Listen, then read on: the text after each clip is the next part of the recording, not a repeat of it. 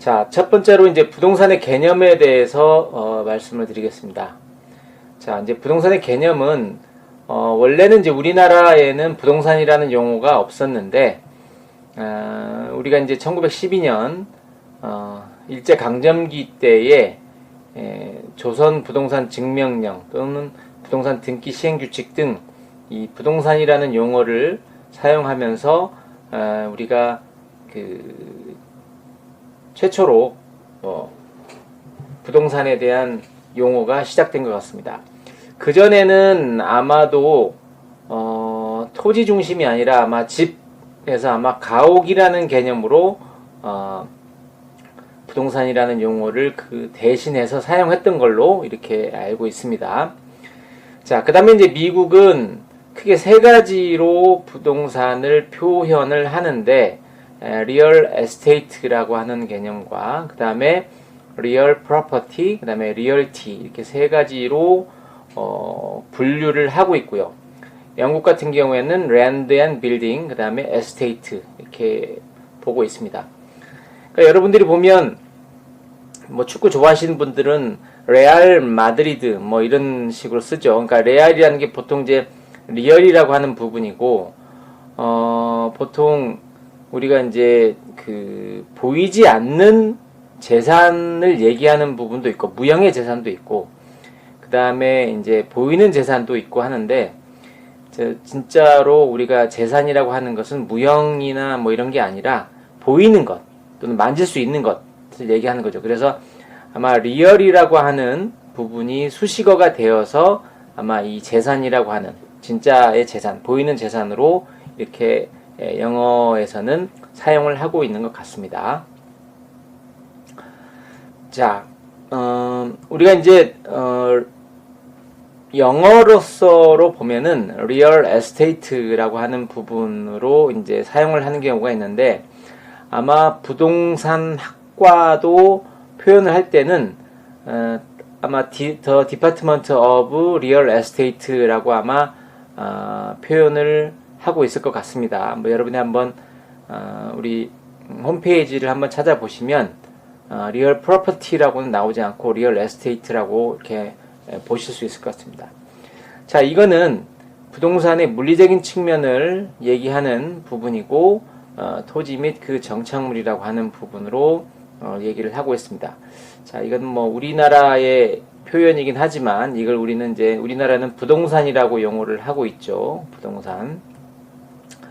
자, 그 다음에 이제 영어에서는 real property라고 하는 개념으로 정의를 하고 있는 것은 물리적인 측면에 대비해서 이제 이 권리에 관련된 부분에 역점을 두어서 부동산을 표시하는 방법이 real property라는 부분이고 또 한 가지 이제 리얼티라고 하는 부분은 이제 토지에 대한 이익에 대한 개념으로 리얼 프로퍼티와 동의어로 이제 표현을 하고 있는 것 같습니다.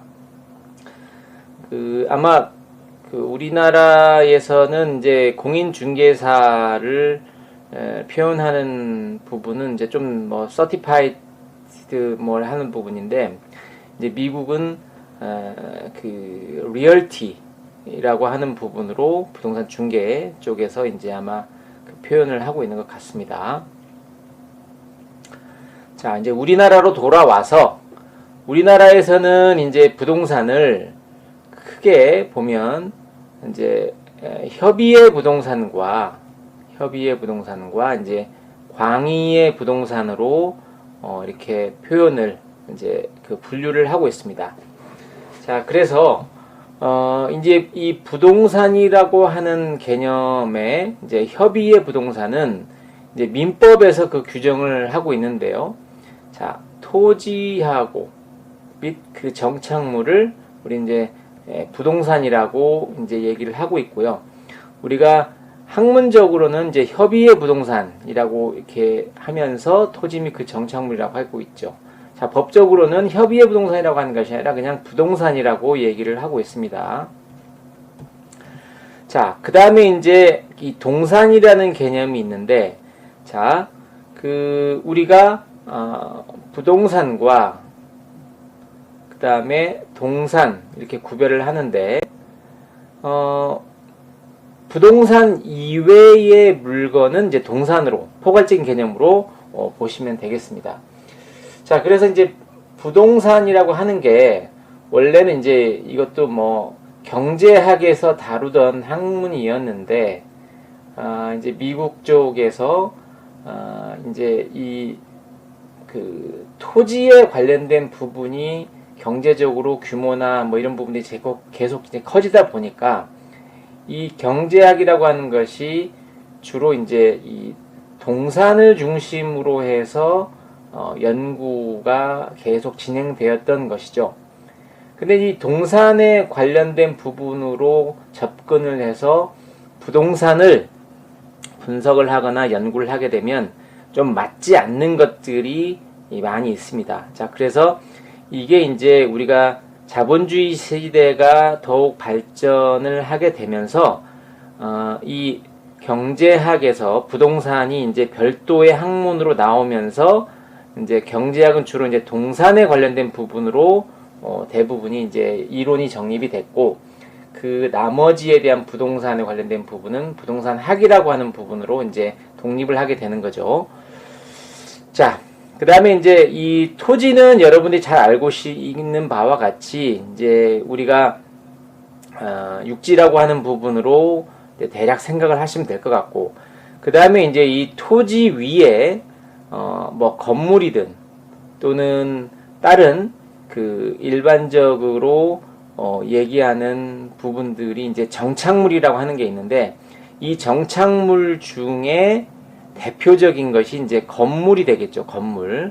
그 다음에 이제 우리나라 같은 경우에는 수목, 특히 이제 임목 같은 경우에는 우리가 별도의 임목 등기를 통해서 이제 평가, 감정평가의 대상이 된다고 그때 전 시간에 말씀을 드렸었죠. 자, 그래서 정리를 하면 정착물이라고 하는 것은 건물, 수목 등과 같이 이제 토지에 정착이 되어 가지고 이제 이용되어져야 한다고 하는 사회적 경제적으로 인정되는 물건인데, 자, 우리나라는 토지와 그 정착물이, 토지는 토지 등기사항 전부증명서, 그 다음에 건물은 건물 등기사항 전부증명서 해서 별도의 개념으로 소유권이 별도로 이제 등기가 되는 그런 특징을 가지고 있습니다. 자, 이제 광의의 부동산을 설명을 드리면, 이거는 어차피 이제 우리가 학문적으로 또는 이제 부동산의 어쨌든 그 범위를 조금 넓히는 개념에서, 자, 협의의 부동산에다가, 자, 선박이나 항공기, 자동차, 그 다음에 공장 재단 및 광업 재단 같은 경우에는, 자, 보시면, 자, 경제적인 규모가 상대적으로 크죠. 그러다 보니까 이거는 일반 동산으로 판단하는 것이 아니라 여기에 이제 등기나 또는 등록을 통해서 소유권을 별도로 우리가 표시를 하게 됩니다. 자, 우리가 동산은 소유권이 표시할 수 있는 방법이 없죠. 근데 이제 이렇게 경제적 규모가 큰 것들은 등기나 등록하는 방법을 통해서 소유권을 표시를 하고 있습니다. 동산임에도 불구하고. 자, 그래서 우리가 이제 부동산에 있어서는 광의의 개념으로는 이렇게 협의의 부동산에다가 등기 등록이 가능한 동산들 또는 어떤 그 하나의 이제 이 그룹이죠. 그룹, 묶음 이런 공장 재단이나 광업 재단, 뭐 여기는 토지나 건물, 기계기구, 그 다음에 뭐 이 우리 일반의 무형자산 뭐 이런 부분들이 한 번에 묶어져서 공장 재단이 이루어지는 거고, 광업 재단도 역시 마찬가지가 되겠습니다. 자, 그 다음에 이제 임목이나 어업권, 이 권리 등에까지도 이제 포함을 시켜서 우리가 이제 그 준 부동산 또는 의제 부동산이라고 해서 이 부동산의 개념을 설명을 하고 있습니다. 자, 그래서 우리나라는 그 이제 민법 99조에서 토지와 그 정착물을 독립된 별개의 부동산으로 보고 있고, 자, 미국 같은 경우에는 이제 토지만을 부동산으로 취급하고 정착물이나 지상물은 독립된 부동산으로 다루지 않는다. 이렇게 정리를 하겠습니다. 자, 우리가 이제 부동산을 여러 가지의 기준을 가지고 분류를 하는 부분이 있는데, 감정평가에 있어서는 이렇게 분류하는 부분이 왜 하느냐? 이제 결국은 우리가 가치를 평가를 하게 되는데, 이 가치는 이제 기본이 시장 가치죠. 시장 가치. 그 다음에 시장 가치 외 이제 이 두 가지 개념으로 나누어지는데, 우리가 이 부동산에 있어서의 분류는 이런 시장 가치나 시장 가치 외의 가치를 잘 하기 위해서, 기본적으로 잘 하기 위해서 하는 거죠. 그럼 왜 잘 하려고 하느냐? 우리가 부동산의 종류는 여러 가지의 기준에 따라서 분류가 되는데, 거기에 따라서 우리가 감정평가 3방식, 자, 6방법이 있다고 말씀을 잠깐 드렸었는데, 이 부분을 어떤 방식과 어떤 방법을 대상 부동산에 적용을 할 것인가, 이 부분이거든요. 왜냐하면 부동산 또는 토지 또 건물 등이 어떠한 용도 또는 어떠한 이용 형태를 갖고 있느냐에 따라서 그 부동산 또는 토지와 건물을 감정평가할 때 어떻게 평가하는 방법을 적용하는 것이 가장 적합한 것이냐, 이런 부분들을 판단하기 위해서 감정평가상에서 부동산을 분류하는 어떤 그런 목적이 있겠다, 이렇게 판단을 하시면 되겠습니다. 자, 첫 번째가 이제 그 기준의 이제 수익성에 따른 분류가 되겠는데, 우리가 이제 보통 수익이 나느냐 안 나느냐에 따라서 분류가 하는 거죠. 자, 그래서 부동산이 원래의 목적, 기능, 그다음에 현재 용도, 입지나 이런 것들을 봤을 때 이거를 수익성 부동산이냐, 아니면 뭐 주거용 부동산이냐, 아니면 또는 뭐 비수익성 부동산이냐. 이제 수익성하고는 그다음에 비수익성 부동산으로 이제 분류가 되겠죠. 수익성 여부에 따라서. 자, 그러면 단적으로 봤을 때 수익성 부동산이라는 경우 하는 경우에는 우리가 가치, 시장 가치를 평가하기 위해서는, 자, 수익성을 반영을 해야 된다. 수익성을 반영하려고 하면 결국 우리가 이 부동산이 과연 돈을 얼마 정도 벌 수 있는 부동산인가에 대한 수익을 기초로 가치를 평가를 해야 되겠죠. 자, 그러면 결국 이 방법은 우리가 수익성을 기초로 하는 수익 환원법 또는 수익 분석법, 이 부분이 적용이 돼야 된다는 거죠. 자, 비수익성, 예컨대 주거용으로 쓰고 있구나, 그 다음에 무슨 뭐 종교용으로 쓰고 있다든지, 이런 것은 수익성 부동산이 아니기 때문에 수익 환원법이나 수익 분석법을 적용할 수가 없다는 거죠. 자, 그래서 이렇게 수익성에 따른 분류에 대한 부분은 우리가 부동산학 원론에서 얘기하는 어떤 그런 부분보다는 감정평가를 할 때 어떤 방법을 적용하는 것이 대상 부동산의 가치를 가장 시장성 있게 평가를 하느냐, 또는 시장 가치 외에 평가를 할 수 있느냐, 이제 이런 부분을 이제 잘 하기 위해서 이런 분류를 하고 있는 것이죠. 자, 결국은 수익성 부동산은, 자, 부동산을 통해서 수익 창출의 목적이 있는 거죠. 자, 뭐 여러분들 부모님 세대나 또는 지금 사회생활을 하고 있는 사람들이 가장 목표로 하는 것이 이제 은퇴 후에 가장 중요하게 하는 게 뭐죠? 임대료를 받고 사는, 그러니까 내가 일하지 않고도 우리가 그 수익을 내는 방법을 갖고자 하는 부분이 제일 큰 목표죠. 그러다 보니까 상가든 또는 수익이 나는 부동산들을 자꾸 우리가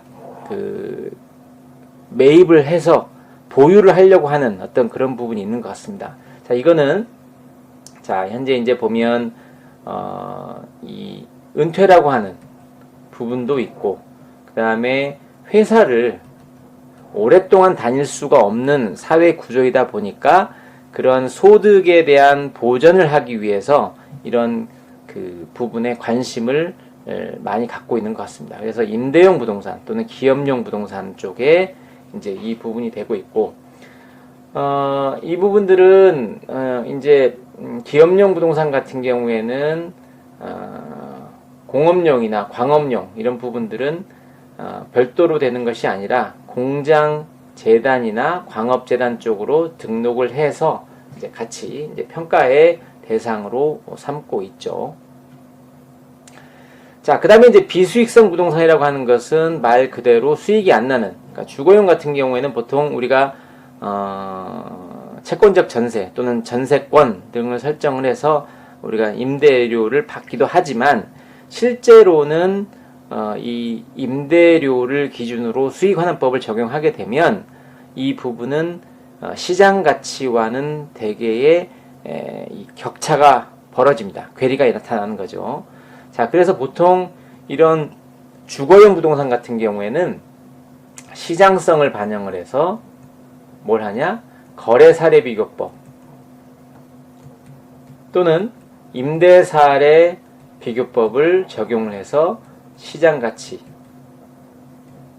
또는 시장가치 외의 가치를 이제 구하게 되는 것이죠. 자, 그래서 이제 비영리를 기초로 하는 부분들이 이제 뭐 서비스 부동산이라고 하긴 하는데, 이건 같은 경우는 또 이제 뭐 수익이 발생하기도 이제 하고 있습니다. 자, 어쨌든 수익성 부동산, 수익성에 따른 분류에서 수익성 부동산과 비수익성 부동산. 자, 여기서는 이제 결론을 말씀드리면 감정평가 방법을 어떤 방법을 적용할 것이냐, 이 부분이 이제 가장 중요한 사항이 되겠습니다.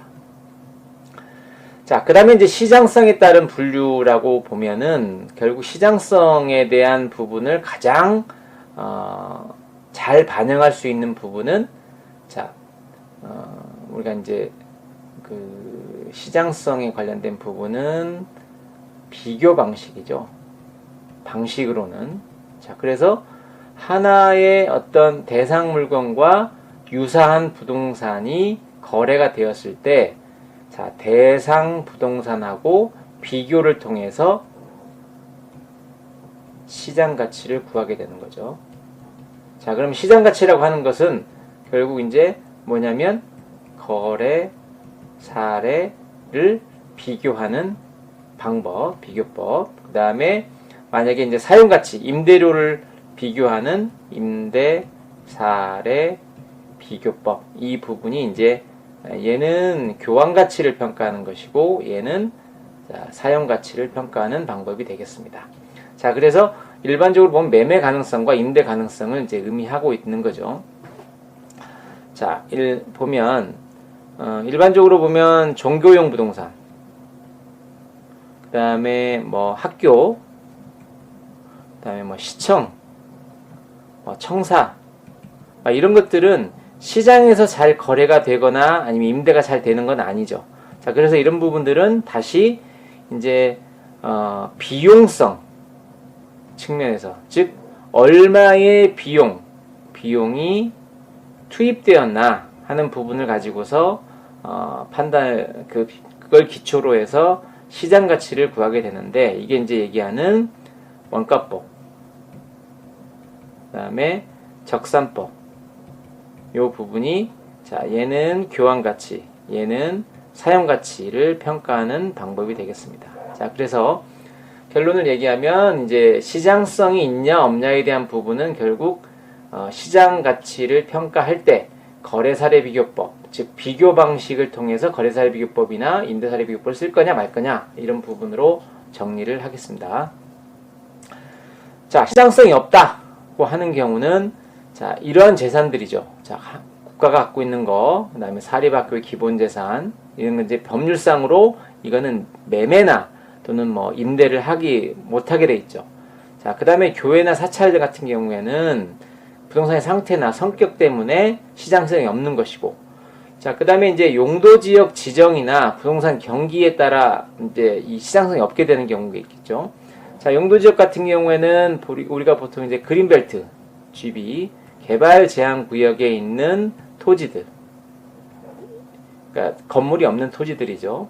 그 다음에 또는 뭐 임야, 이게 국립공원, 근데 뭐 태백산맥이다, 뭐 소백산맥이다, 뭐 이런 것들은 실제 부동산 토지로서의 어떤 경제적 가치보다는 물리적 가치밖에는 없죠. 왜냐하면 이용 가능성이 현저히 떨어지기 때문에, 또 법적으로도 더 그 용도 지역 또는 지구 뭐 구역에 따라서 개발 자체를 못 하고 있는 거죠.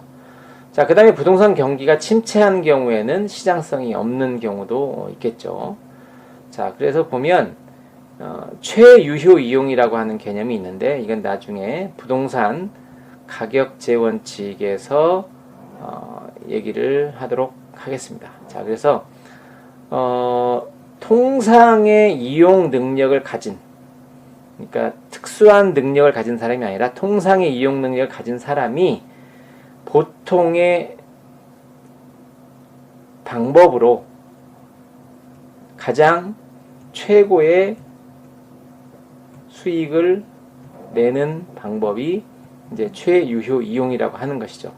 자, 그래서 이 부동산이 시장성이 제일 높다는 것인데, 보통 우리가 나지, 건물이 없는 나지가 이 개발 가능성이 있는 건물이 없는 나지가 최유효 이용이 있는 제일 높은 부동산으로 보고 있습니다.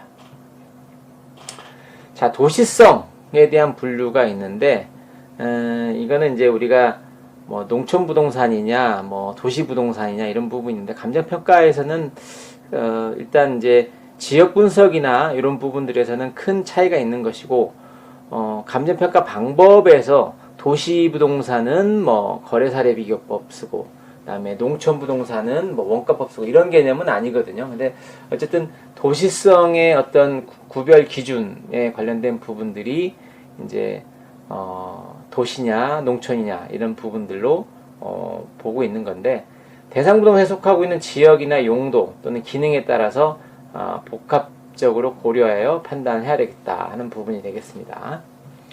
자, 농촌에 있는 상점이라고 하는 것은 기능상으로 도시 부동산이지만 지역적으로는 또 농촌 부동산에 해당이 되는 이제 그런 경우가 있겠죠. 자, 도시성에 대한 부분에서는 이제 우리가 감정평가에서는 부동산의 기능적 측면이 중요시 되는데, 자, 주거용 시장. 자, 이거는 이제 주로 시장성을 얘기를 해야 될 것이고, 자, 그 다음에 상업용. 이거는 이제 수익성이겠죠. 자, 그 다음에 공업용은 이건 뭐 시장성 또는 수익성 측면을 동시에 고려할 수 있는 부분이고, 이 나머지 부분들은 이제 이 시장성이나 수익성은 전혀 없는 부동산으로 이제 보시면 되겠습니다. 자, 종별과 유형에 대한 개념이 있는데요. 종별과 유형은 우리가 지금 용도에 따른 분류는 종별이라고 하는 개념으로 보고 있고, 그 다음에 유형이라고 하는 부분은 부동산을 이용하는 것과 권리가 어떻게 되어 있냐에 따라서 분류하는 부분인데, 이거는 우리가 감정평가를 할 때, 저는 앞에서도 얘기를 했지만, 어떠한 평가 방법을 적용할 것이냐 하는 부분에 연관이 되어 있고, 이 종별과 유형을 잘 판단을 함으로 인해 가지고 부동산의 경제적 가치를 본질적으로 결정할 수 있는 그런 부분이기 때문에, 이 부동산 분석에 있어서는 종별과 유형을 반드시 잘 분석을 해야 된다 하는 부분이 되겠습니다.